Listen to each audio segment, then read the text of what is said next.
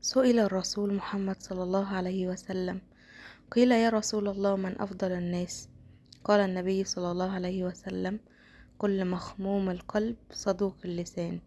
قالوا يا رسول الله صدوق اللسان احنا نعرفه، بيتكلم ما شاء الله صادق في كلامه، فما مخموم القلب؟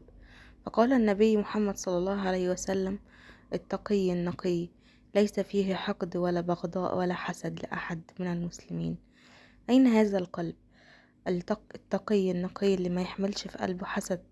كل ما يشوف نعمة عند الناس قال ما شاء الله، اللهم بارك، عسى ربي يوفقه، عسى ربي يزيده، عسى ربي ينعم عليه. فسلامة القلوب دليل على صدق الإيمان. فشيل الحسد والحقد من جوه قلبك، وخليك صادق وأمين وحب الخير لغيرك. ما تنسوش تشتركوا في القناة وصلوا على محمد صلى الله عليه وسلم.